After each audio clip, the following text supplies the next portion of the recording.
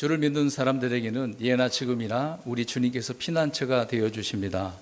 우리가 살아갈 때 마냥 평화만 있지 않습니다. 좋은 일만 있지는 않습니다. 힘들고 어려운 삶이 있겠죠. 사탄 마귀는 가만히 있지는 않습니다. 특히 믿는 자들을 어떻게 하면 부패시킬까, 무너뜨릴까, 자기 지혜를 발동을 해서 자기 수하들을 통하여 많은 함정을 또 속이는 것을 통해서 빠뜨리게 하고 또 무너지게 만드는 것이죠. 그런 세상을 우리가 지금 계속해서 살아가고 있습니다. 저 마귀가 나중에 영원한 불호수에 들어가기 전까지는 이 세상이 참 어렵습니다. 물론 잠시 동안, 천년 동안 갇혀 있긴 하지만 그때에도 갇혀 있다고 해서 죄가 없는 것은 아닙니다. 활동을 하고 있게 되겠죠. 아무튼 이런 시대를 우리가 살아갈 때 정말 우리의 피난처는 주님밖에 없다. 이런 늘 확고한 믿음 속에서 주님을 의지하는 저와 여러분들이 되었으면 좋겠습니다. 우리 아이들이 집에 있다가 학원을 가거나 학교를 가거나 어디를 나간다고 하면 우리 부모님들은 뭐라고 말을 합니까? 그냥 잘 갔다 오라는 말보다도 무슨 말을 하죠? 차 조심해라, 뭐 조심해라, 그런 말들을 합니다. 그만큼 부모님들은 자녀들이 건강하기를 또 사고가 나지 않기를 바라면서 항상 그런 말들을 해주죠. 그냥 무턱대고 잘 갔다 와 그런 말을 하지만 그러나 그거에 앞서 부모의 마음들은 항상 자녀들이 어떻게 될까봐, 누군가 괴롭힐까봐, 누군가 와서 우리 자녀들을 빼앗아 갈까봐 걱정하게 되어지지요. 그래서 부모님들은 항상 조심해라 그런 말들을 합니다. 제가 왜 이런 말들을 하냐면 저 역시도 마찬가지입니다. 물론 제가 우리 성도님들 부모는 아니지만 목양자로서 말씀을 가르치는 자로서 당연히 우리 성도님들에게 조심해야 됩니다라고 알려드려야 되는 그런 의무가 제게 있기 때문에 이런 말씀들을 하려고 합니다. 이런 말씀들이 여러 번 제가 자주 하는 부분도 있겠지만 특히 지금 이런 코로나19의 상황 속에서 더 드릴 수밖에 없다라는 그런 마음이 더 있습니다. 그래서 성경에 조심해라, 주의해라 라고 하는 그런 말씀들이 굉장히 많기 때문에 이런 말씀들을 오늘도 우리 성도님들에게 드리려고 합니다. 노파심이에서 목사님 또 그런 얘기한다 그렇게 생각하지 마시고 눈에 보이지 않지만 마귀가 활동하고 있기 때문에 그렇습니다. 우리의 눈에 보이는 대로만 살려고 하기 때문에 사람들은 그래서 보이는 대로 제한을 거기다 두지 않습니까? 더 그 이상의 것을 봐야 되는데 보지 않는다는 거죠. 여러 번 말씀드린 부분이지만 눈에 보이는 것 말고도 보이지 않는 영적인 세계가 있습니다. 이것들을 우리는 말씀을 통해서 보게 되어지는 거죠. 과거에는 진짜 눈이 열려서 천군천사가 불말과 불병거들이 보이는 경우가 있었단 말이죠. 눈을 열어주시니까. 그러기 전까지는 지금은 그렇게 우리가 보지는 않지 않습니까? 성경을 통해서 우리가 바라보고 판단하는 것이기 때문에 그러기 때문에 우리가 진리의 말씀을 또 바르게 알아야 되겠죠. 이런 면에서 저도 우리 성도님들에게 지금 코로나19에서 계속 한쪽으로 집중되고 있잖아요. 다른 거 신경을 잘 안 쓰게 되어집니다. 어떻게 하면 이 코로나 문제를 해결할까? 나라나 전 세계도 다 마찬가지겠습니다만은 성도들도 거기에 그냥 괜히 신경을 곤두세우고 있다는 것이죠. 우리는 한 곳에만 그쪽에 시선을 둬서는 안 되는 겁니다. 여러분 전쟁에서도요, 공성하고 수성을 하잖아요. 근데 공성을 하는 쪽의 입장에서는 그러니까 내가 수성을 한다고 하면 적의 입장에서 공성한단 말입니다. 공격한단 말이죠. 그러면은 그냥 그 문 앞에서만 공격하는 게 아니잖아요. 여러 가지 계략들을 세워서 그 성을 무너뜨리려고 어떻게 하겠습니까? 그냥 막 옛날처럼 투석기를 던지고 지금은 대포 쏘고 미사일 쏘고 그러겠습니다만은 그렇게는 하진 않는다는 거죠. 그러기 전에 여러 가지 일들로 속인단 말입니다. 몰래 스파이를 세작들을 집어넣어서 사람들의 마음들을 동요시키거나 군사들의 마음을 흔들리거나 그래서 고향 생각나게 만들고 가족 생각나게 만들고 처지를 환경을 막 건들게 되잖아요. 심리작전을 벌이는 것입니다. 그래서 세작들이 들어가서 몰래 사람들을 속이게 되어진 것입니다. 또 심지어는 뭐 장군들이 있겠죠. 높은 사람들이 찾아가 가지고 감언이설로 속이지 않겠습니까? 또 그 옆에 있는 보좌관들도 속이게 되어지는 거죠. 여러분, 고구려가 왜 망했습니까? 뭐 여러 뭐 일들이 있겠습니다만은 연개소문에 그 아들 연남생이 배반하잖아요. 크게 역할하는 게 그것이었습니다. 그러나 그것도 앞서서 보이지 않는 일들이 있었는데 문신들 가운데서요, 사신으로 가서 이제 뭐 다 사면초가니까 무너지게 생겼다, 다 죽게 생겼으니까 항복 선언을 하게 되어집니다. 그래서 이제 그 사신을 통해서 항복하는 그런 조건들을 내세우게 되어진 거죠. 그래서 우리 왕과 왕족들을 지켜달라, 백성들을 죽이지 말아라.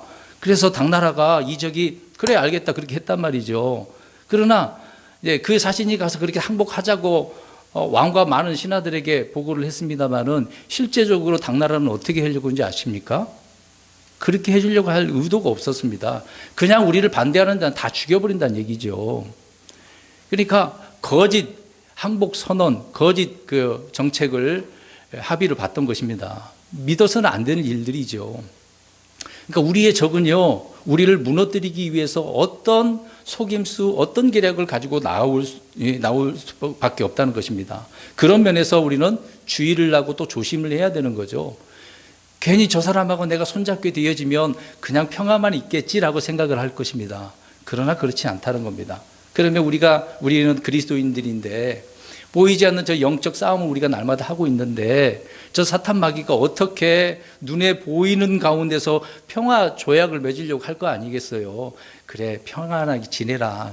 뭐 여러 가지로 이제 속이면서 오늘 교회 가지 말고 집에 있어도 인터넷에도 해도 되고 마음대로 뭐 설교 들어도 되니까 네 마음 그냥 언제든지 그렇게 할 수 있으니까 편하게 생각을 해. 이런 마음도 어떻게 했어요? 우리는 달콤하게 들릴 수도 있는 것이거든요. 과거의 전쟁 역사들을 보면 대부분 권모술수로 이렇게 심리적인 작전과 속임수를 통해서 적들이 들어와서 파괴시키는 일들이 많습니다. 그러니까 적은요, 원수는요, 그냥 우리 같이 평안하게 동맹을 맺고 잘 지내자가 아닙니다. 죽이고 빼앗는 거죠. 파괴시키는 겁니다. 그러니까 사탄 마귀는 그 일을 하는 거예요. 어떻게 해서든 믿는 자들을 이런 식으로 파괴시키려고 여러 가지 일들을 꾸미게 되어지는 겁니다. 그래서 두루도는 사자처럼 삼키려고 한다라고 성경은 말씀을 하고 있는 것이죠. 자, 그런 의미에서 저는 오늘 말씀을 드리려고 합니다. 그래서 전쟁 때에요, 이게 공성하는 입장에서는요, 한쪽에서 시선을 끌게 하고 한쪽으로 몰래 들어가서 문을 열고 들어가서 갑자기 뒤에서 공격하게 되는 것이거든요. 자, 이런 식으로 저 사탄 마귀가 공격해 온다라는 것을 오늘 저는 그런 부분에 있어서 조심하자라고 말씀을 드리고 싶습니다. 그래서 오늘 잠언서 5장 1절부터 9절의 말씀을 살펴보려고 하는데 여기에 낯선 여자가 나옵니다. 그래서 오늘 제목을 낯선 여자를 어떻게 해야 된다고요? 조심해야 돼요. 그래서 조심해야 될 그 이유가 뭐냐라고 제목을 삼아서 말씀을 드리려고 하는 것입니다. 근데 여기서 낯선 여자라고 할 때요, 뭔가 뭐 이상하고 다른 것을 이야기합니다. 낯설다라고 하는 것은 다르다는 거죠. 뭔가 이상한데 다른데라고 하는 그런 의미거든요. 뭔가 이상하고 다르면 다시 이제 전쟁 이야기를 해보겠습니다. 그러면은 군인들이 그냥 다 안에서 누워 있지만은 않을 거 아니에요. 경계보는 경계병들도 있을 거 아니겠습니까? 경계병이 잘해야 될 일이 뭘까요? 적의 움직임을, 동태를 잘 살펴요. 그러면 막 달려 들어오려고 해요. 그러면 어떻게 하죠? 알려야죠. 나팔을 불든 불을 치든 알려야 되는 것입니다. 그러니까 우리가 내가 경계병을 지금 선다고 생각해야 돼요. 조심해야 돼요. 적이 언제 들어올지 모르기 때문에. 지금 적막한 상황 가운데서 고요하다라고 할 때가 가장 위험할 때라고 하지 않겠습니까? 지금 한쪽으로 시선이 지금 탁 쏠려져 있기 때문에 거기에 정신 팔리다 보니까 다른 한쪽이 문제가 생길 수 있습니다. 뭔가 가장 약한 구멍난 부분도 있을 거 아니에요. 그런 부분을 적들이 그것을 통해서 치명적인 상처를 입히게 되지 않겠습니까? 우리가 그렇게 당할 수 있다는 겁니다. 지금이 그런 시대고요. 지금이 그런 환경이기 때문에 우리가 조심해야 된다는 것입니다. 그래서 낯선 여자라고 성경은 이야기를 하고 있습니다. 왜 굳이 또 여자라고 표현을 했겠습니까? 여자가 이제 문제가 있기 때문에 그러는 거죠. 우리가 이제 처음 가는 도시를 가게 되어지면 그냥 우리가 낯선 도시에 왔다라고 하잖아요. 그럼 여행 가서 야 이거 우리가 뭐 인터넷을 보고 그러니까 좋은 도시라고 그렇게 선입견이 있어서 판단을 하지만은 우리가 전혀 가지 않는 곳을 가면 낯선 도시라고 하지 않습니까? 그러면 그런 도시에 가면 그 도시에 사는 사람들이 나를 보고 저를 보고 뭐라 그러겠어요? 낯선 사람이라고 하는 거죠. 서로 낯설다 그 얘기입니다. 서로 자기가 아는 사람이 아니라는 거죠. 그래서 이상하다, 뭔가 다르다. 한국 사람이 유럽 가면은 어때요? 같은 사람이라고 취급합니까? 같은 사람은 취급 안 하잖아요. 특히 아시아 사람들이 놀리지 않습니까? 유럽의 사람들은요. 아무튼 낯설다는 것은 다르다, 뭔가 이상하다라고 하는 그런 의미로 성경은 말씀을 하고 있는 겁니다. 그냥 너랑 나랑 그냥 뭐 달라, 뭐 문화가 다르고 국가가 다르고 그 정도로만 생각하면 안 되는 부분이죠. 유대인들에게 이방인들, 이교도들은 그래서 낯선 자라라고 표현을 하고 있습니다. 성경은 이제 스트레인지라고 하는 단어를 쓰죠. 이들은 유대인들과 조상이 다르겠죠. 유대인들의 조상은 누구라고 이야기합니까? 아브라함이라고 그러죠. 이제 흔히 우리는 성경적으로 보면 아담이잖아요. 아담부터 시작을 하지만 유대인들의 조상은 이제 아브라함이라고 그렇게 표현을 하고 있습니다. 또 이들과 이교도들과의 문제는 종교도 다르잖아요. 유대인들은 유일신 사상으로 주 하나님밖에 없습니다. 예수님도 없고 물론 성령님도 영도 있긴 하지만 아들 예수님은 그들은 인정을 하지 않는 부분도 있죠. 아무튼 이교도들과 문화도 다르고 풍습도 많이 다릅니다. 무엇보다도 하나님께서 이스라엘 백성들에게 모세를 통해서 무엇을 주셨습니까? 율법을 주셨습니다. 그러니까 이 율법 자체도 다른 거죠. 다른 나라도 율법이 있습니까? 없습니까? 있습니다. 그럼 말로는 율법이지 그 나라의 이제 법이 되겠죠. 법이 있습니다. 유대인들과 이방인들의 차이점이 바로 가장 크게는 하나님에 대한 신관이죠. 그것이 전혀 다르다는 겁니다. 구약시대 가나안 그 족속들과 주변 민족들은요, 다신론, 범신론이 있었습니다. 다신론은 신이 많은 거잖아요. 굉장히 많습니다. 범신론은 어떤 것이든 다 신이 될 수가 있습니다. 뭐 심지어 역시 마우스가 여기 있습니다만 뭐 이런 것도 신이 될 수도 있는 거죠. 어떤 것이든 다 신이 될 수 있습니다. 이런 것들은 이제 불교 사상에 많이 드러나고 있습니다. 아무튼 유대인들은 유일신인데 가나안 족속들에게 유대인들은 강을 건너온 히브리 사람이라고 그렇게 표현하잖아요. 히브리라고 하는 것은 강을 건너왔다는 그런 의미입니다. 그래서 그들에게 있어서는 낯선 사람들이라 라고 그렇게 취급을 받는 거죠. 그래서 이들은 서로 간에 너무나 이질적이라는 거죠. 많이 다르다는 겁니다. 그래서 낯선다, 낯선 여자라고 이렇게 표현하고 있습니다. 주님은 율법을 주시고 유대인들을 이교도들과 결혼하지 못하도록 하셨습니다. 가나안 땅에 들어가면 어떻게 해야 돼요? 주님만을 잘 섬기고 율법대로 순종하며 살아가야 되는 거죠. 그런 율법 가운데 이교도들과 결혼하지 마. 그 이유는 뭡니까? 결혼했다가는 어떤 일이 벌어져요? 우상을, 그들의 풍습을, 문화를 다 받아들여야 되기 때문에 그들과 인척관계가 됐으니까 잘못해도 어떻게 하겠습니까? 그냥 넘어가는 거죠. 율법이 아닌데도 불구하고 그들을 따라갈 수밖에 없는 그런 환경이 될 수밖에 없기 때문에 하나님께서는 그들과 결혼하지 말도록 금지까지 해 놓으셨다는 거죠. 그런 예 가운데 솔로몬이 그렇습니다. 솔로몬이 왕이 돼서 나라가 부강이 되고 하나님께 지혜와 명철을 주셔서 잘 나라를 다스리지 않았습니까? 그럼에도 불구하고 잘못된 정책을 폈죠. 이방 여자들과 어떻게 했습니까? 혼인 정책을 통해서 파라오의 딸과 그 주변 가나안 주변 국가들과 다 결혼을 많이 했잖아요. 그 후궁들이 얼마나 많았는데요. 그들과 인척 관계를 맺었으니 그 후궁들이 가져온 우상들, 그러니까 솔로몬도 역시 그냥 그대로 받아들일 수밖에 없었습니다. 그들에게 산당도 지어줬다라고 말하고 있지 않겠습니까? 열왕기상 11장 1절 가서 보시면 제가 읽겠습니다. 그러나 솔로몬 왕이 파라오의 딸을 포함하여 많은 이방 여인들을 사랑하였으니 곧 모압 족속과 암몬 족속과 에돔 족속과 시돈 사람들과 헷 족속의 여인들이라. 얼마나 많았겠어요. 한두 여자가 아닙니다.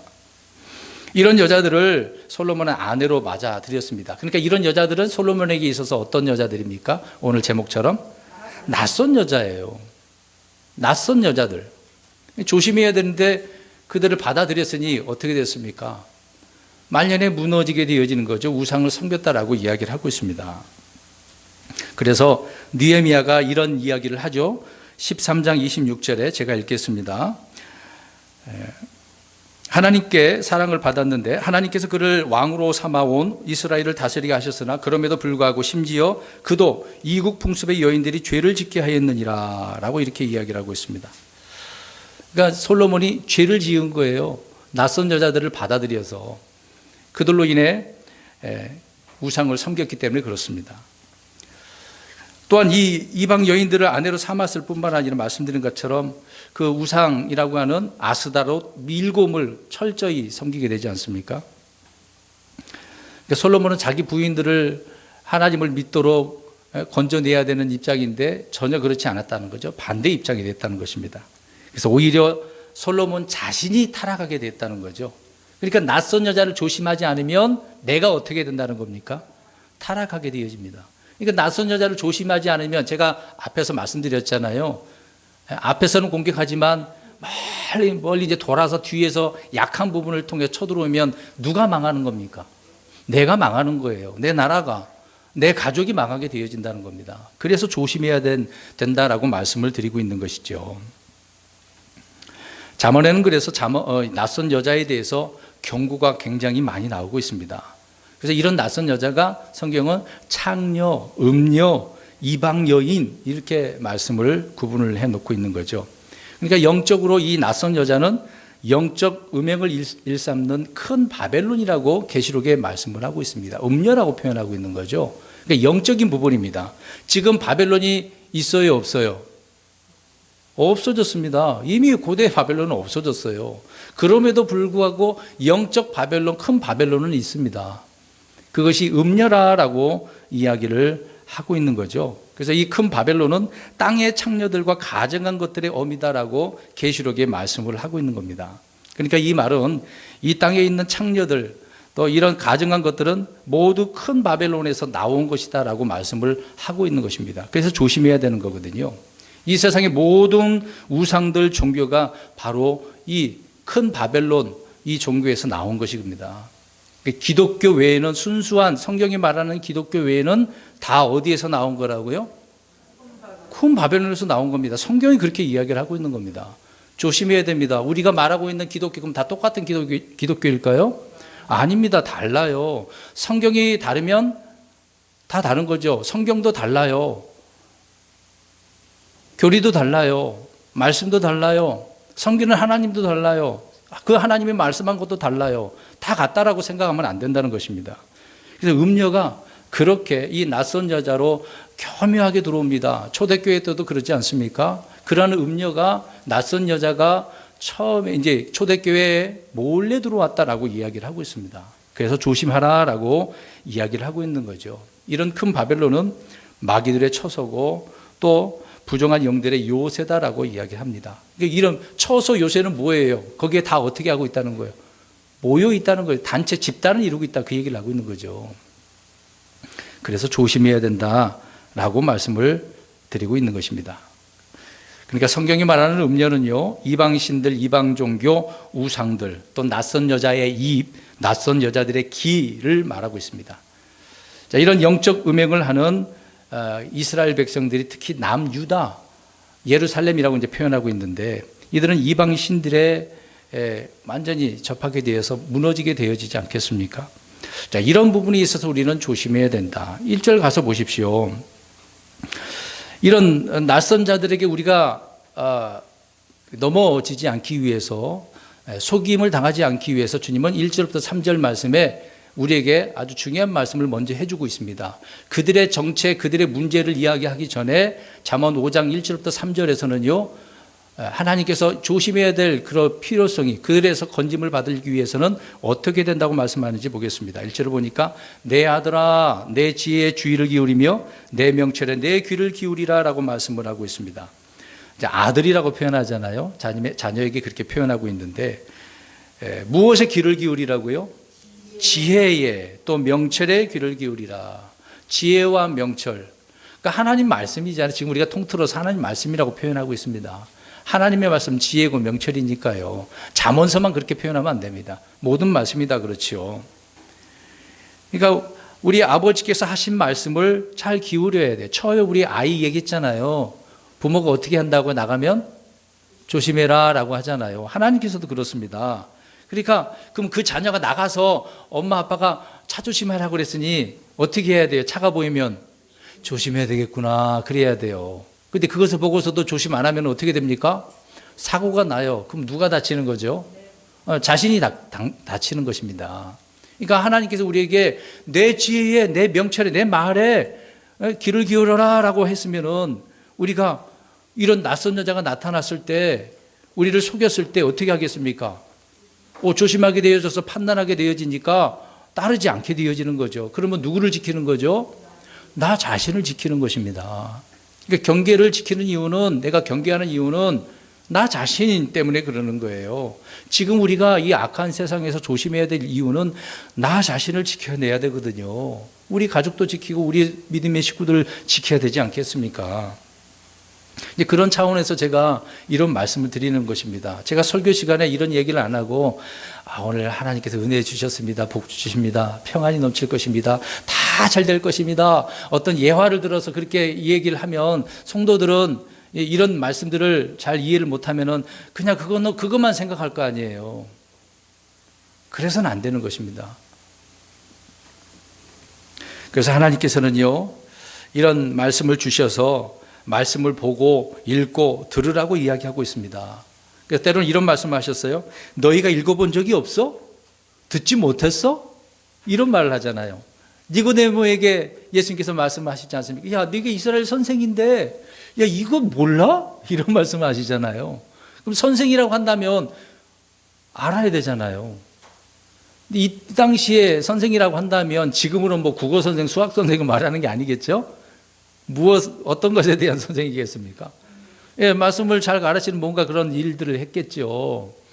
그러면 그 말씀에 대해서 알고 있었어야 되는 건데 몰랐다는 겁니다. 눈에 보이는 것만 알았다는 거죠. 영적인 말씀들을 몰랐기 때문에 주님께서 책망하시고 니고데모에게 뭔가 말씀을 해줬던 것이죠. 그래서 주님께서는 성경을 탐구하라, 찾아보라, 공부를 열심히 해라, 꾸준히 내 말 가운데 거해라라고 이야기를 하고 있습니다. 그래서 1절 말씀에 지혜와 명철에 어떻게 하라고요? 귀를 기울이라. 그 지혜와 명철이 누구? 하나님이라는 거죠. 말씀이라는 겁니다. 세상 어떤 지식이 문제가 아니죠. 유명한 어떤 분 그런 말이 중요한 게 아닙니다. 주님의 말씀이 중요한 것이죠. 2절도 보시기 바랍니다. 내가 분별을 중시하고 내 입술이 지식을 간직하게 하렴이라. 하나님께서 이렇게 지혜와 명철을 기울이라 한 이유가 뭐예요? 너를 위해서라고 이야기하고 있지 않습니까? 어떻게 하려고요? 분별하고 또 입술이 지식을 간직하게 하려고. 지키라는 이야기잖아요. 간직한다는 것은 말씀을 가지고 있기 때문에 그걸 지키는 건 말하고 있는 거 아니겠습니까? 이스라엘은 주님의 말씀을, 율법을 받고 그것을 지키면 명철이 있고 분별이 있는 자라고 이야기를 하고 있습니다. 그렇지 않으면 명철이 없다, 분별이 없는 민족이구나, 그 얘기를 하고 있는 겁니다. 그러면 이렇게 표현할게요. 여기 계신 분들이 이런 말씀을 드렸는데 우리 성도님들 가운데 분별 없었어, 지혜가 없었어, 그래서 넘어졌어요, 마귀에게 속임을 당했어요, 타락을 했어요. 그러면 하나님께서 뭐라고 보신다고요? 뭐가 없다고요? 분별이 없구나, 분별이 없구나, 지혜가 없냐, 그렇게 말씀하신다, 그 얘기입니다. 다윗은 분별이 있는 자고 단정한 자라고 성경은 이야기를 하고 있습니다. 솔로몬은 주께 깨닫는 마음을 달라고 하잖아요. 그래서 좋은 것과 나쁜 것을 분별해 달라고 하니까 하나님께서는 지혜와 명철을 주셨던 것이죠. 잠언의 기록 목적이 바로 단순한 자에게 지식과 분별을 주기 위한 것이라고 말씀을 하고 있는 것입니다. 그러면 우리는 이 말씀에 주의를 기울이고 귀를 기울여야 되는 것 아니겠습니까? 여러분, 말씀이 무언가 무슨 의미다라고 이렇게 해서 성도들이 그렇게 듣고 그런 말씀이었구나 이렇게 깨달아야 되는 거잖아요. 근데 성경 한 구절 읽어놓고 다른 이야기만 해봐요. 삶의 이야기만 하면 무슨 소용이 있겠습니까? 오늘 여기에 귀를 기울인다라고 할 때요, 좀 영어가 우리나라 말로는 그렇지만 기울인다 그러면 어떻게 표현하는 거죠? 귀를 이렇게 이쪽으로 하는 그런 부분을 설명하고 있는 거잖아요. 근데 성경은 그렇게 표현을 하지는 않습니다. 이제 영어로 잠깐만 그 대목만 말씀드릴게요. bow thin ears라고 합니다. 그러니까 귀를 기울이를, bow는 우리는 어떻게 생각하죠? bow. 우리가 흔히 학교에 가보면은요, 반장이 선생님이 딱 교택에 서 있으면 뭐라고 하죠? 뭐부터 하죠? 차렷 경례하잖아요. 차렷 한 다음에 bow 이렇게, 이게 인사하는 거거든요. 머리를 어떻게 하라는 얘기예요? 숙이라. 그게 이제 기울다 이렇게 표현하고 있습니다. 이제 귀를 이렇게 이 말은 귀를 낮추라는 이야기잖아요. 겸손하라라고 하는 것입니다. 그러니까 기울인다라고 하는 것은 몸을 절하다, 뭐 구부린다 그런 의미인데 겸손을 말하고 있다. 그러니까 분별력은요, 깨닫는 마음에서 나오는데 이 겸손한 자에게 이 마음, 겸손한 자의 마음에 이제 거하게 되는 것 아니겠습니까? 계속해서 2절 보시면 내 입술이 지식을 간직하게 한다라고 이야기하고 있습니다. 그러니까 마음에, 지식이 입술에 간직한다는 것은 마음에 간직한다는 그런 의미가 되는 거죠. 여호수아를 통해서 보면 알 수가 있습니다. 1장 8절을 보니까 주께서 이제 율법책을 내 입에서 어떻게 하지 말라 그랬어요? 떠나게 하지 말라. 이런 명령을 받는 거죠. 그러니까 계속해서 간직해서 그 말씀으로 말하고 그 말씀을 이겨내고 살라라고 이야기를 하고 있는 것이죠. 그러니까 입술이 지식을 간직하는 방법, 그것은 마음을 지키는 거다. 저와 여러분의 입술이 지식을 간직하려면 그래서 마음속에 주님의 말씀을 풍성하게 어떻게 해야 돼요? 거하게 해야 돼요. 많이 거하게 해야 돼요. 이제 교회 나오신 지 얼마 안 됐으면 그 말씀이 많이 있습니까? 적게 있습니까? 얼마 안 되겠죠. 그 부분만큼은 우리 안에 있겠습니다만 그거 가지고 돼요, 안 돼요? 그러니까 교회 나오면 내가 아는 지식만 그거 갖고는 돼요, 안 돼요? 안 돼요. 성경을 알려면 얼마나 많은 시간을 통해서 읽어야 되고 들어야 되겠습니까? 내가 모아야 되겠습니까? 그런 일들을 우리가 끊임없이 주님 오실 때까지, 내가 죽을 때까지 해야 되는 거예요. 근데 교회에 오셔가지고 그냥 그걸로 끝나고 쳐다보지도 않고 듣지도 않으면 신앙이 자라나겠습니까? 안 자라납니다. 그냥 멈춰 있는 거예요. 우리 아이들을 낳게 되어지면 아이가 자라나지 않고 멈춰 있으면 무슨 상태예요? 무슨 문제가 있는 겁니까? 병 걸려져 있는 거예요. 그 몸에 뭔가 잘못된 게 있어서 그런 거 아니겠습니까? 그래서 고쳐야 되잖아요. 수술해야 되지 않겠습니까? 그래서 마음속에 풍성히 거하게 해야 돼요. 3절을 보시면은요, 낯선 여자의 입술은 벌집같이 꿀을 떨어뜨리며 그녀의 입은 기름보다 미끄럽다라고 이야기를 하고 있습니다. 자, 이제 본격적으로 1, 2절이 하나님께서 말씀하신 것이고 3절에 이제 이 낯선 여자가 어떤 문제를 갖고 있는가 조심해야 될 필요성을 말씀해 주고 있습니다. 낯선 여자의 입술이 어떻다라고 이야기해요? 벌집같이 꿀을 떨어뜨린대요. 그러니까 낯선 여자가 말을 어떻게 한다는 거예요? 달콤하게 막 기가 막히게 한다는 거죠. 엄청난 겁니다. 그러면 먼저 주님의 말씀을 잠깐 생각해 보겠습니다. 진리의 말씀을 믿고 깨닫는 자에게 무엇처럼 달다고 그래요? 송이꿀처럼 달다고 하잖아요. 혹시 그렇게 경험해 보신 분 계십니까? 말씀을 읽을 때, 막 들을 때 그 말씀이 막 은혜가 되고 감동이 되고 이 말씀이 아니면 안 될 것 같아. 이제 그것이 송이꿀보다 달다라고 표현하잖아요. 이제 그런 경험이 있으십니까? 몇 사람만 계시네요. 그럼 열심히 읽으셔야 돼요. 깨닫는 마음을 달라고 하셔야 돼요. 솔로몬처럼. 알게 해주세요. 하나님 말씀 이 뜻이 무엇이에요? 알게 해주세요. 그러셔야 되거든요. 아가서에 보니까 내 정혼자야 내 입술은 벌집같이 꿀을 떨어뜨리며 라고 이야기하고 있습니다. 꿀 얼마나 달겠어요. 자, 어떻게 입술에서 벌집같이 꿀을 떨어뜨리겠습니까? 주님의 동산에 들어오면 주와 함께 먹고 마시게 되어지면 알 수가 있거든요. 그러니까 주님 안으로 들어가야 돼요. 내 안이 아니라 누구 안이요? 주님 안으로. 그러니까 내 안. 그래서 우리는 그리스도 안에서가 중요합니다. 누구 안에서요? 그리스도 안에서. 그리스도 안에서.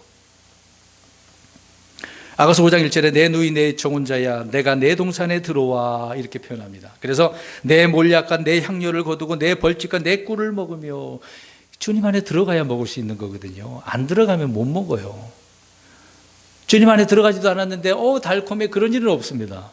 자기 어떤 만족이 자기가 생각하는 것만 가지고 그렇게 했겠습니다만은 그러지 않을 거예요. 성경에 따르면 낯선 여자의 입에는요, 꿀이 아니라 독사의 독이라고 이야기를 하고 있습니다. 시편 140편 3절에 뱀같이 자기 혀를 날카롭게 하여 싸우니 그들의 입술 밑에는 독사의 독이 있나이다. 그러니까 누구에게 독사의 독이 있다고요? 낯선 여자, 속이는 자, 이런 여자에게 있단 말입니다. 그래서 조심해야 돼요. 그런데 잠언에는요, 낯선 여자의 입술이 벌집까지 꿀을 떨어뜨린다고 지금 이야기하고 있네요. 어떻게 된 것입니까? 이제 예를 들어서 표현할게요. 사기꾼들이요, 사기치려면 뭘 잘해야 돼요? 말 잘해야 돼요. 말 못하면 사기 못 치거든요. 그러면 듣는 사람이 이씨 말 못하니까 사기치고 있네라고 빨리 판단을 하죠. 근데 기가 막히게 말을 설명을 해요. 그러면은 그것이 가짜인데도 불구하고 어떻게 해요? 진짜인 줄 알아요. 진짜인 줄 알아요. 거기에 혹한단 말입니다. 사람의 마음을, 심정을, 심리를 파악을 하니까 그 사람이 어떤 상태라는 미리 알고 가는 것이지 모르고 가지는 건 아닙니다. 사기치는 사람은 미리 준비해요.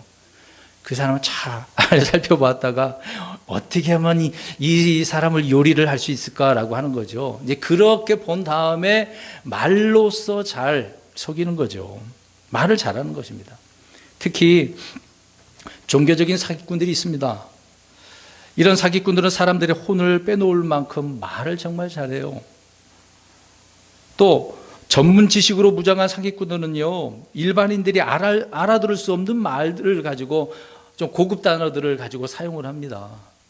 뜬금없이 막 갑자기 막 사자성어라든가 어떤 유명한 어떤 속담이라든가 말을 전문 지식적인 법적인 용어를 사용한다든가 그러는 거죠. 여러분, 우리가 이제 잘못했을 때 뭐 법정에 서게 될 때요, 나를 어떻게 해주는 사람이 필요합니까? 변호해 줄 수 있는 사람이 필요합니다. 변호사 믿습니까? 변호사를 세울 거 아니에요. 근데 변호사도 어떤 사람을 세우나요? 말 잘하는 사람, 지식도 있고 말 정말 잘하는 그런 변호사를 세우죠. 근데 그 변호사를 우리가 다 믿을 수 있냐고요. 오히려 그 변호사들이 더 속이는 것입니다. 의사들은 또 어떻습니까? 예전에 뭐 그런 예도 있잖아요. 정말 배가 아팠는데, 그러니까 아파가지고 병원에 갔는데 의사가 깜짝 놀랍니다. 뭐라고 깜짝 놀랍니까? 어휴, 조금만 늦었으면 어떻게 해요? 큰일 날 뻔. 왜 큰일 나는 거예요? 조금만 늦었으면 나을 것 같아갖고. 나한테 왔으니까 이제 내가 치료해 준다고 해서 하는 거죠. 네? 병원도 대부분 속이잖아요. 다 이미 약 안 먹어도 될 것들을 약 먹게 만들고 주사 맞게 만들고, 그리고 큰 병원 가면 어떻게 합니까? 엑스레이나 CT나 MRI 안 찍어도 되는데 찍어봅시다. 어떻게 할지 모르니까 예방 차원에서. 근데 그 말을 들으면 또 어떻게 됩니까? 문제가 생길 수도 있다고 하니까 모르잖아요 또. 그래서 돈을 많이 들죠. 그러니까 전문 지식인들에게 많이 속아요. 이런 사람들에게 당해낼 재간이 있겠습니까? 낯선 여자들이 그래요. 거짓 표적이나 이적을 일으키는 목사들, 오늘날 은사주의자들이 얼마나 많습니까? 그런 사람들이 왕년에 얼마나 기도원에서 사람들을 막 넘어뜨리고 그랬어요. 저도 가보긴 했습니다만은 그것이 좋은 줄 알고 옳은 줄 알고. 이런 낯선 여자의 벌집같이 꿀을 떨어뜨리는 입술에 수많은 사람들이 막 좋아가지고 달려들죠. 또 이런 자들은요, 빼어난 말솜씨로 사람을 속이는 것을, 그런 일들을 하는데, 로마서 16장 18절 가서 보세요. 구약에 거짓 예언자들이 있듯이 신약에는요, 거짓 교사들이 있거든요. 로마 16장 18절. 그런 자들은 우리 주 예수 그리스도를 섬기지 아니하고 자기 배를 섬기며 좋은 말과 빼어난 말솜씨로 순진한 자들의 마음을 속이느니라. 자, 좋은 말과 빼어난 말솜씨로 어떻게 한다고요? 예, 속이는 거예요. 저와 여러분들을 속일 수 있습니다. 지금도요. 한쪽으로 치우치게 한 다음에 예, 어떤 말들로 속여가지고 훅 가게 만드는 거죠. 3절에 그녀의 입은 기름보다 미끄럽다라고 이야기하네요. 미끄럽다라고 하는 것을 한번 보시기 바랍니다. 우리가 자동차 운전하다 보면 뭐 낙석 표지판도 있잖아요. 떨어진다고. 또 이중구분도로도 나오고 삐뚤삐뚤하니까. 더군다나 미끄럽다라고 하는 그런 표시도 있잖아요. 특히 겨울철에 미끄러우니까 뭘 바퀴에다가 채우라 그래요? 체인을 채우라고 그런 표지판도 있잖아요. 미끄러우니까 조심하라고요. 눈비가 오면은 미끄러우니까.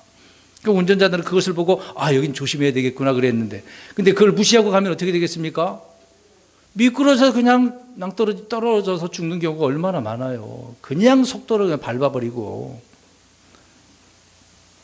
차가 좋아도요, 미끄러운데 있게 되어지면 어떻게 됩니까? 그냥 미끄러집니다. 제동장치가 그것까지는 안 되는 거거든요. 바닥에 기름이 있으면 어떻게 했어요? 정말 미끄럽잖아요. 근데 오늘 보십시오. 낯선 여자의 입은 무엇보다? 보세요. 뭐뭐보다잖아요. 그러니까 그 어떤 것보다도 이 낯선 여자가 말하는 그 입은 정말 미끄러워서 쉽게 어떻게 된다는 겁니까? 넘어진다. 그러니까 어떻게 해야 돼요? 조심해야 된다는 거죠. 지금이 그럴 때입니다. 예나 지금이나 우리 그리스도인들은 항상 조심해야 돼요. 항상.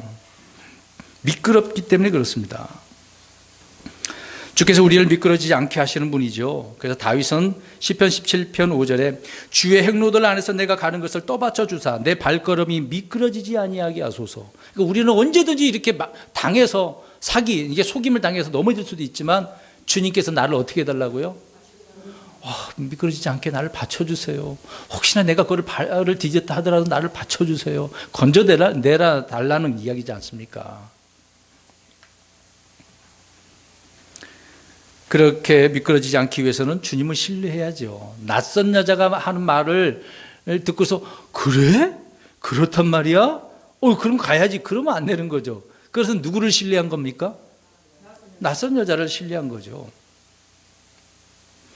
그러니까 우리는 주의 법을 내 마음판에 두어야 되는 겁니다. 주님의 궁일이 나를 붙드신다는 것. 우리 아까 찬송 불렀잖아요. 주님의 궁일이 아침마다 새롭다. 늘 경험하십니까? 그런 노래를 부르잖아요. 주님 내게 긍휼을 베풀어 달라고 기도를 하는데 그 경험 기도했으면 경험해야 돼요, 안 해야 돼요? 근데 아침마다 새롭다고 하잖아요. 그러면 아침마다 새로운 긍휼을 우리가 경험을 해야 되는데 그 경험하지 못하고 하나님 언제 주시려고 그래요? 분명히 성경 뭐라고 그랬어요? 아침마다라고 그랬어요. 오늘 아침에 긍휼을 얻으셨습니까? 그러지 않았나 보네요. 긍휼을 입으셨으니까 지금 이 자리에 오신 거죠. 많은 부분에 있어서 우리는 주님의 긍휼을 얻고 있습니다. 그런데 남쪽 유다 예루살렘은 타락해서 미끄러졌다라고 성경은 표현하고 있습니다. 예레미야 8장 5절인데요. 잠깐 읽겠습니다. 그런데 어찌하여 이 예루살렘 백성은 영원히 타락하여 뒤로 미끄러졌느냐? 그들이 속임수를 굳게 붙들고 돌아오기를 거부하는도다. 그러니까 미끄러진 이유가 뭐예요? 속임수를 붙들었다. 그러니까 속이는 자, 낯선 여자, 이 사기꾼에게 당한 거예요. 조심해야 됩니다. 이스라엘 백성들이 보여주잖아요. 우리는 기록된 말씀을 통해서 성령의 음성을 들어야 돼요. 말씀에 귀를 기울여야 되지 않겠습니까? 근데 그렇게 해야 되는데 오늘날 막 신비적인 체험이나 표적이나 기적들을 보고서 이야 그런가 보다. 지금은 그렇게 하나님 역사 안 합니다. 이것을 보고서 내가 이거 보여줄 테니까 믿어? 이거 진짜야? 하나님 지금 그렇게 안 해요. 예전에는 그렇게 했어요. 초대교회 때도 했어요. 사도들의 표적이 있었으니까. 지금은 그런 거 없어요. 지금은 자신의 아들인 하나님의 아들 되시는 예수 그리스도가 하는 그 말을 들으라고 명령을 들으라고 그랬습니다. 우리 그 말씀만 보고 믿으면 돼요. 다른 거 할 필요가 없습니다. 4절도 보세요. 이 낯선 여자의 마지막은 어떻다고 이야기합니까? 쑥같이 쓰고 양난 달린 검같이 날카롭다. 이 좋은 이야기입니까 지금요? 나쁜 이야기죠. 쑥 그러면 우리는 어떻게 생각해요? 쑥떡 생각하지 말고, 쑥 부치게 생각하지 말고, 쑥 그러면 뭘 말하는 거예요? 쓴 거를 말하고 있는 겁니다. 쓴 거예요. 냄새도 좋습니까, 사실상? 우리는 지금 즐겨 먹으니까, 쑥 냄새 그러지만, 성경은요, 쑥 그렇게 좋게 얘기하지 않아요. 양날 달린 검, 한쪽도 아니고, 하나님 말씀도 어때요? 양날 달렸어요. 그렇게 표현하지 않습니까? 그 낯선 여자의 그 입이 정말 이렇다는 거예요. 결국에 가서는 쑥같이 쓰고 양날 달린 검처럼 날카로워서 예리하게 도려낸다는 이야기잖아요. 그러니까 파기시킨다는 얘기입니다. 멸망시키는 거죠. 아무튼 낯선 여자의 입술, 그것은 이제 꿀 말하는 건데 그것은 입에서 나온 말을 말하고 있다. 그 얘기를 하고 있습니다. 그러니까 이 낯선 여자의 말이 꿀같이 달지만 얼마나 써요. 근데 우리 그리스도인들도 그래요. 주님의 말씀이 꿀같이 달지만 계시록에서 보니까 배에서는 어떻다 그래요? 쓰다. 그러면 똑같이 달고 똑같이 쓰잖아요. 그러면 똑같은 거예요? 다르잖아요. 성경을 통해서 그래서 우리는 분별해야 내야 되는 것입니다. 그냥 뭐 떡 하나 더 주고 재난지원금 주니까 좋다. 그런 데만 신경 쓰지 말라고요. 주면 감사히 받겠습니다만은 준다는데요, 받아야죠. 근데 그것만 생각하지 마시고 나라도 걱정하시고 내가 할 일을 하시고 그렇게 살아야 되는 거죠. 여러분, 낯선 여자의 그 말이 얼마나 날카로운지 모릅니다. 그래서 조심해야 됩니다. 시편 52편 2절에 내가 내 혀가 해악들을 꾀하고 날카로운 칼같이 속임수로 일하는도다. 속임수예요, 속임수. 잘 속이잖아요. 여러분 TV에 가까이 자주 나오지만 마술하는 사람들은 어때요? 진짜 마술이에요? 속임수예요. 근데 그것이 막 신기하다고 사람들이 막 놀라잖아요. 과학적인 어떤 트릭을 이용하는 거거든요. 눈속임이에요. 이렇게 손 갖다가 한쪽 손에 숨겼다가 이렇게 뭘 꺼냈다가 나도 모르게 속잖아요. 여기에만 집중되니까. 대부분 맛을 볼 때 한쪽만 움직이는 쪽 보죠. 다른 쪽은 안 보잖아요. 그리고 탁자에 있는 거 여기다 검게 한 이유가 뭐겠어요? 밑에다가 뭘 해놨으니까. 다 숨기고 있어요. 소매도 보고. 그럼 옷 다 벗고 마술 해보라고 그래요. 할 수 있나? 못하죠. 속이는 거예요. 근데 사람들은 그것을 보고 좋다. 좋다고 그러잖아요. 이게 속임수에 당해서는 안 됩니다.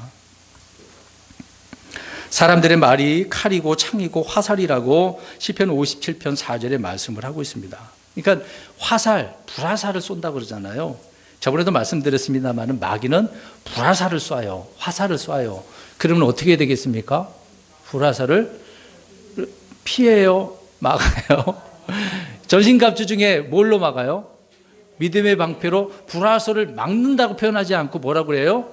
끈다라고 이야기하잖아요. 불 붙었으니까 꺼야죠. 꺼야죠. 예레미야 대언자가 말합니다. 9장 8절에 그들의 혀는 이미 쏜 화살 같고 거짓말을 말하나니 사람이 입으로는 자기 이웃에게 평화로이 말하나 마음속으로는 숨어서 엿보는도다. 그대로 이야기하고 있지 않습니까? 화살을 이미 쐈어. 근데 이미 거짓말을 한 거예요. 근데 그 말이 평화. 아까 잠깐 얘기했잖아요. 고려가 망한 당나라가 어떻게 항복하면 다 어떻게 주겠다고. 다 그냥 받아줄게. 항복만 해. 그렇게 했는데 그러지 않잖아요. 안동 도호부에다가 서린기를 세워가지고 얼마나 핍박을 많이 했습니까? 고구려 유민들을 많이 잡아갔잖아요. 나쁜 놈들이에요. 속인단 말이죠. 우리는 이런 독한 말들의 화살들을 막기 위해서 믿음의 방패가 그래서 필요한 것입니다. 말씀을 통해서 믿음이 생기는 거죠. 자, 믿음이 생기려면 말씀을 어떻게 해야 돼요? 들어야 돼요. 올바른 말씀을 들어야죠. 하나님 말씀이라고 해서 다 똑같은 말씀은 아닙니다. 올바르게 나누라 그랬어요. 바르게 나누는 자가 정말 정상적이고 건강한 사람이 되는 겁니다. 그런데요, 낯선 여자의 발이 어디로 갈까요? 사망으로 내려간대요. 사망. 그러면 낯선 여자의 말에 속아서 따라가는 자도 어떻게 될까요? 사망으로 가는 거예요. 잠언 7장 27절에 그녀의 집은 지옥에 이르는 길 곧 사망의 방들로 내려가는 길이니라 라고 이야기를 하고 있습니다. 이 낯선 여자뿐만 아니라 이런 자들뿐만 아니라 속임을 당한 자들도 그렇게 되는 것이죠. 우리는 이것을 통해서 육신을 따를 때 사망에 이르게 된다는 것을 알 수 있습니다. 그러니까 죄의 싹은 뭡니까? 사망이죠. 그러니까 이 죽지 않으려면 어떻게 해야 된다고요? 누구를? 예수님을 잘 믿으셔야죠. 믿고 구원받고 더 이상 우리는 이제 지옥에 갈 일 없으니까 이 몸을 잘 관리하고 지켜야 되잖아요. 거룩하게 살아야 되지 않겠습니까? 또 상속도 받지만 상급도 받아야 되잖아요. 보너스도 받아야 되지 않겠습니까? 직장 생활 하신 분들은 평상시 받는 월급보다 보너스가 나오면 더 어때요? 더 좋잖아요. 우리가 주님 앞에 가서 그래야 되지 않겠습니까? 여러분, 마귀는 죽음의 권능을 가진 자라고 이야기를 하고 있습니다.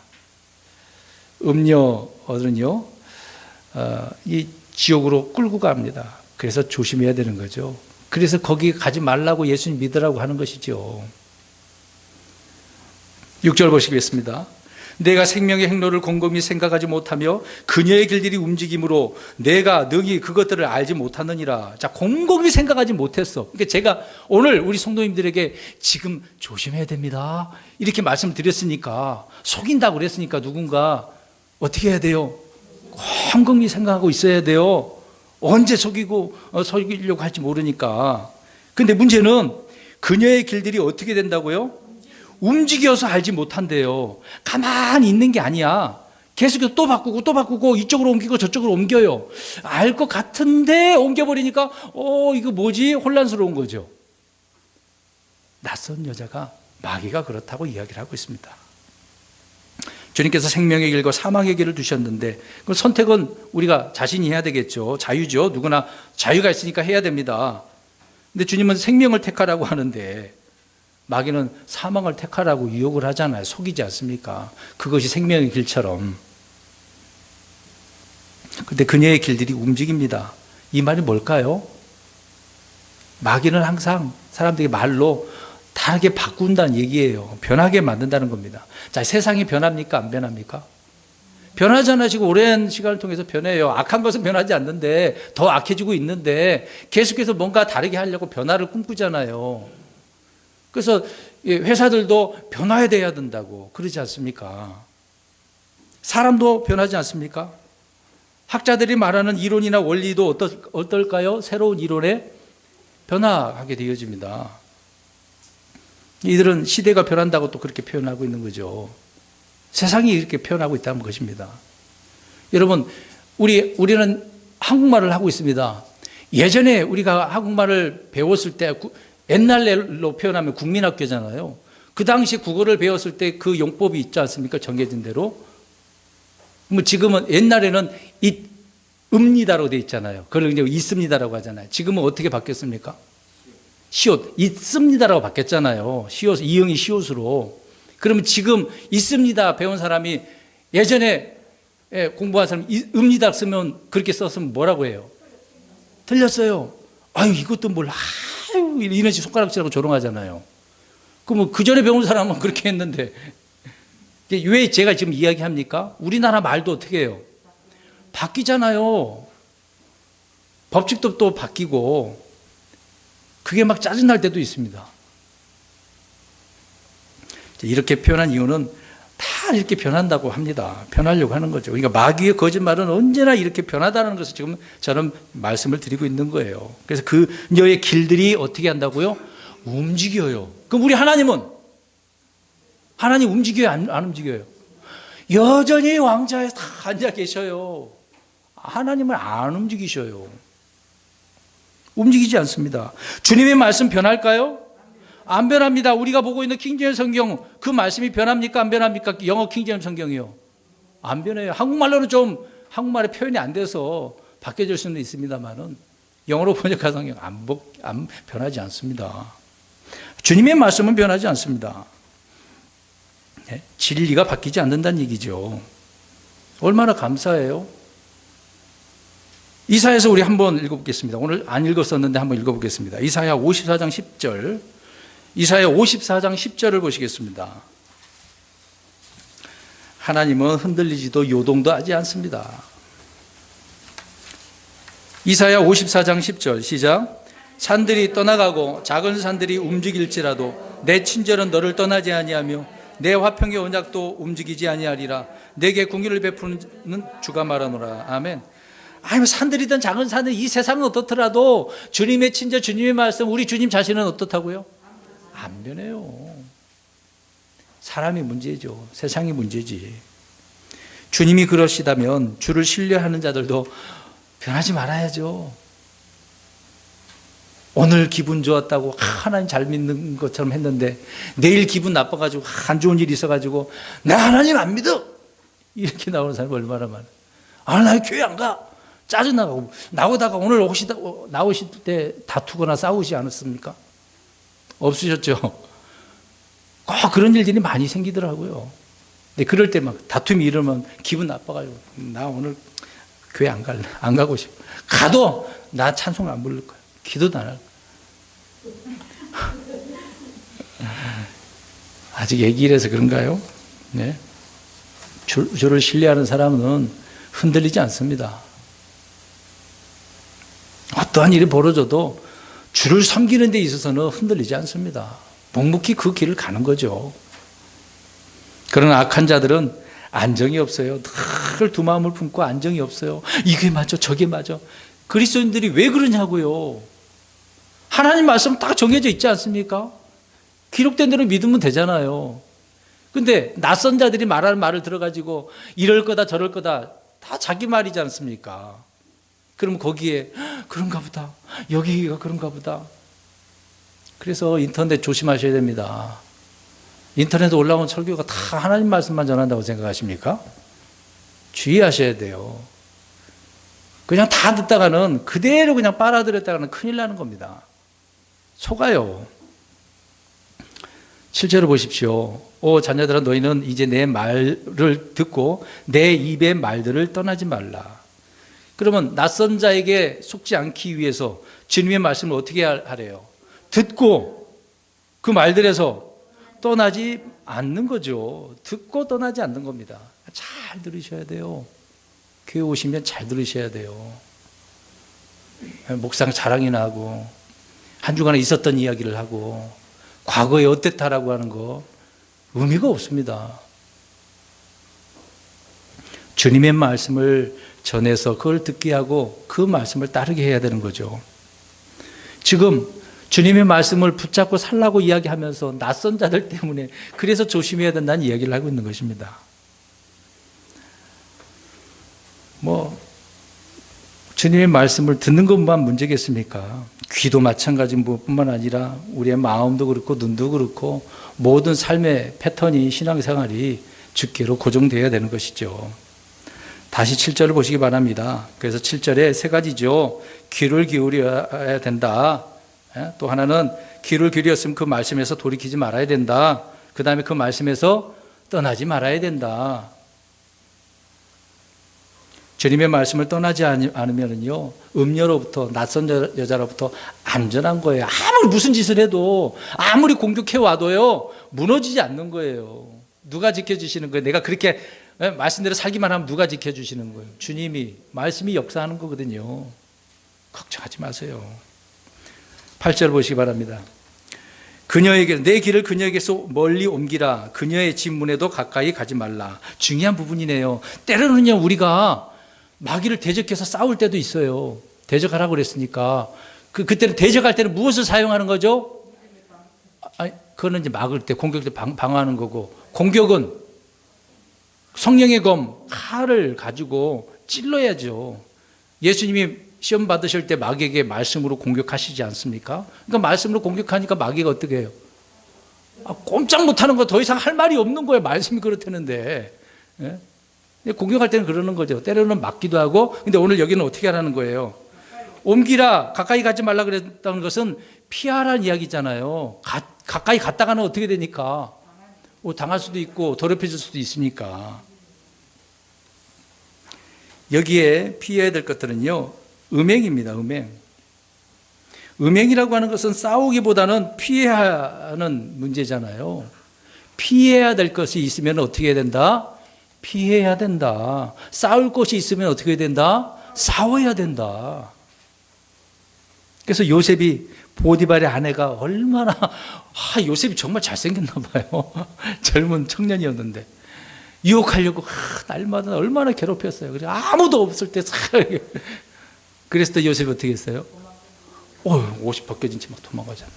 누명 써서 감옥에 들어갔습니다만은 잘한 거예요, 못한 거예요? 잘한 거잖아요. 그러니까 요셉은 그 자리를 피한 거예요. 음행을 피한 거잖아요. 낯선 여자잖아요. 죄와 싸우기보다 피해야 될 것은 피해야 된다. 굳이 막 다투고 막 공격하고 할 필요가 없는데 왜 에너지를 거기다 낭비를 해요? 예? 우상숭배도 피해야 되는 거죠. 낯선 여자 음녀는 피해야 하는 겁니다. 그러니까 우리 주변에 이런 속이는 자가 있으면 어떻게 해야 돼요? 그 자를 이겨보려고 말씀이 이거 가지고 가. 이거. 그러지 마시고 말해봤자 소용이 없어. 그들은 이미 그것이 옳다라고 그것만 주장하고 속이기 때문에 그런 자들이 있으면 어떻게 하라고요? 피해요. 뭐하러 에너지를 낭비를 합니까? 다툴 필요도 없습니다. 복음을 전할 때는 성경 가지고 열심히 전하시는데 그런 자들이 달려들면 그냥 피해버려요. 말을 섞을 필요도 없어요. 그 사람 때문에 다른 사람 구원받을 기회를 놓치는 거 아닙니까? 내 시간을 왜 그런 사람들에게 낭비를 하냐고요. 피해야 됩니다. 근데 쉽게 얘기해서 술 마시는 그런 장소, 도박하는 그런 장소, 불법의 회합이 있는 그런 장소, 그러면 어떻게 해야 돼요? 가까이 가지 마세요. 또 성도들 가운데서도 뒷담화하려고 정치질을 하는 그런 성도들이 있을 거 아닙니까? 목사들도 그러는데 그런 자리에 가지 마. 있으면 빨리 그냥 화제를 바꾼다든가 그 자리 피해버려야 됩니다. 그러니까 말 많이 하는 사람 주의 있게 들어보세요. 무슨 말을 하나. 믿음의 교제는 말씀 가지고 서로 은혜를 나누는 거거든요.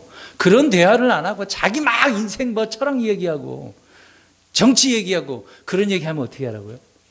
피하십시오. 그게 지혜로운 사람입니다. 내가 그 사람 말을 듣다 보면 나도 그렇게 됐기 때문에 속아 넘어가요.